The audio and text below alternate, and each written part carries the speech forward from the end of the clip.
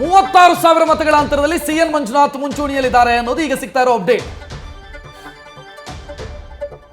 ಬೆಳಗಾವಿಯಲ್ಲಿ ಜಗದೀಶ್ ಶೆಟ್ಟರ್ 15,000 ಮತಗಳ ಅಂತರದಲ್ಲಿ, ಆಲ್ಮೋಸ್ಟ್ 16,000 ಮತಗಳ ಅಂತರದಲ್ಲಿ ಮುನ್ನಡೆಯಲ್ಲಿದ್ದಾರೆ ಮೃಣಾಲ್ ಹೆಬ್ಬಾಳ್ಕರ್ ಅವರ ವಿರುದ್ಧ. ಡಾಕ್ಟರ್ ಸಿಎನ್ ಮಂಜುನಾಥ್ ಮುನ್ನಡೆ 36,000 ಮತಗಳ ಅಂತರದಿಂದ ಮುನ್ನಡೆಯನ್ನ ಕಾಯ್ದುಕೊಂಡಿದ್ದಾರೆ ಎನ್ನುವಂತಹ ಅಪ್ಡೇಟ್ ಲಭ್ಯವಾಗ್ತಾ ಇರೋದು ಸಾಕಷ್ಟು ಕುತೂಹಲ ಕಾರಣ ಆಗ್ತಾ ಇದೆ. ಬೆಂಗಳೂರು ಗ್ರಾಮಾಂತರ ಲೋಕಸಭಾ ಕ್ಷೇತ್ರ ದಾವಣಗೆರೆ ಅಪ್ಡೇಟ್ ನ ಗಮನಿಸ್ತಾ ಇದ್ದೀರಿ.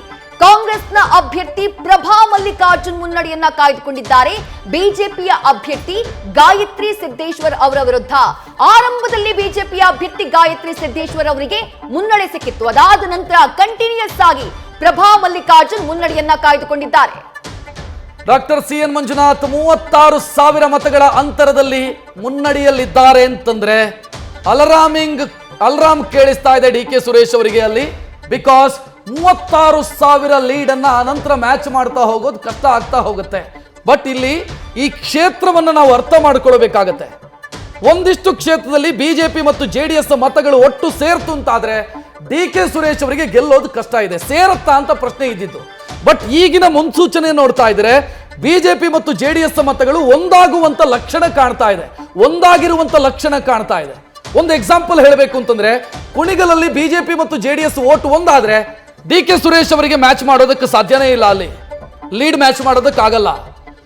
ಮಾಗಡಿಯಲ್ಲಿ ಬಿಜೆಪಿ ಮತ್ತು ಜೆಡಿಎಸ್ ಒಟ್ಟು ಸೇರಿದ್ರೆ ನಂಬರ್ಸ್ ಜಾಸ್ತಿ ಆಗುತ್ತೆ. ಈ ಕಡೆ ಬೆಂಗಳೂರು ದಕ್ಷಿಣ ಮತ್ತು ರಾಜರಾಜೇಶ್ವರಿ ನಗರ ಬಿಜೆಪಿ ಲೀಡಲ್ಲಿದೆ. ಬೆಂಗಳೂರು ದಕ್ಷಿಣದಲ್ಲಿ ಲೀಡ್ ಅಂತೂ ದೊಡ್ಡ ಮಟ್ಟದಲ್ಲಿದೆ.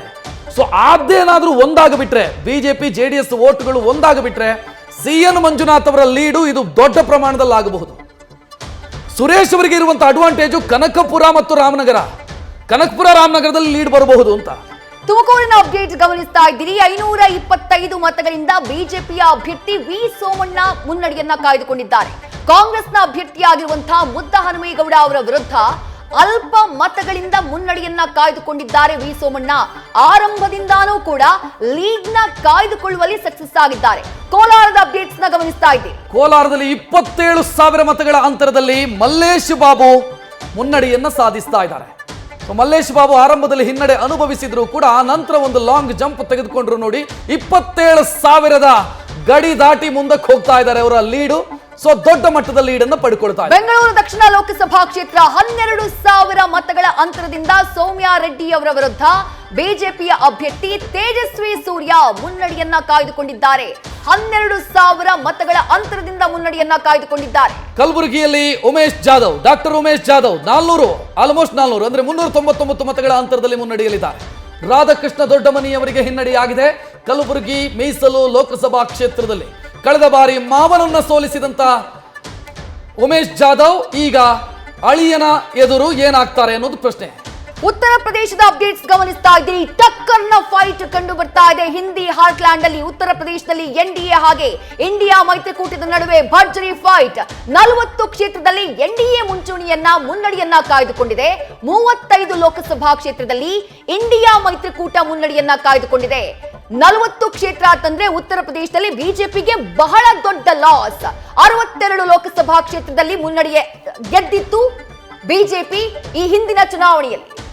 ಬೆಂಗಳೂರು ಉತ್ತರದ ಡೀಟೇಲ್ ನೋಡ್ತಾ ಇದ್ದೀರಿ. ಶೋಭಾ ಕರಂದ್ಲಾಜೆ 7,000 ಮತಗಳ ಅಂತರದಲ್ಲಿ ಮುನ್ನಡೆಯಲಿದ್ದಾರೆ. ಸಾಂಗ್ಲಿಯಾನ ಅವರಿಂದ ಶುರುವಾದಂತ ಬೆಂಗಳೂರು ಉತ್ತರದಲ್ಲಿ ಬಿಜೆಪಿಯ ಗೆಲುವಿನ ನಾಗಾಲೋಟ. ಈ ಬಾರಿ ಶೋಭಾ ಕರಂದ್ಲಾಜೆ ಅದನ್ನು ಮುಂದುವರಿಸ್ತಾರಾ ಅಂತ ಗೊತ್ತಿಲ್ಲ, ಆದ್ರೆ 7,000 ಲೀಡ್ ಕಾಣಿಸ್ತಾ ಇದೆ.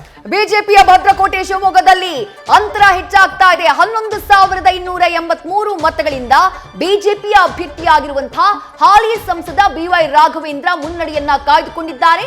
ಕಾಂಗ್ರೆಸ್ನ ಅಭ್ಯರ್ಥಿಯಾಗಿರುವಂತಹ ಗೀತಾ ಶಿವರಾಜ್ ಕುಮಾರ್ ಅವರ ವಿರುದ್ಧ. ಉತ್ತರ ಕನ್ನಡದಲ್ಲಿ ಕಾಗೇರಿಯವರ ಮುನ್ನಡೆಯ ಅಂತರ 32,000. ಅಂಜಲಿ ನಿಂಬಾಳ್ಕರ್ ವಿರುದ್ಧ ಭರ್ಜರಿ ಲೀಡರ್ಲಿದ್ದಾರೆ ವಿಶ್ವೇಶ್ವರ ಹೆಗಡೆ ಕಾಗೇರಿ. ಅಲ್ಲಿ ಅನಂತ್ ಕುಮಾರ್ ಹೆಗಡೆಯಿಂದಾಗಿ ಬಿಜೆಪಿ ಗೆಲ್ಲೋದಾ, ಬಿಜೆಪಿಯಿಂದಾಗಿ ಬಿಜೆಪಿ ಗೆಲ್ಲೋದಾ ಅಂತ ಪ್ರಶ್ನೆ ಇತ್ತು. ಆ ಪ್ರಶ್ನೆಗೆ ಉತ್ತರ ಸಿಗುವಂತ ಹಂತಕ್ಕೆ ಬಂದು ತಲುಪಿದೆ. ಉತ್ತರ ಕನ್ನಡ ಬಿಜೆಪಿಯ ಗಟ್ಟಿ ನೆಲನ ಅಥವಾ ಅನಂತ್ ಕುಮಾರ್ ಹೆಗಡೆಯವರ ವರ್ಚಸ್ಸಿನ ಕಾರಣನ ಅಂತ ಪ್ರಶ್ನೆ ಇತ್ತು. ಆ ಪ್ರಶ್ನೆಗೆ ಉತ್ತರ ಸಿಗೋ ಹಂತಕ್ಕೆ ಬರ್ತಾ ಇದೆ.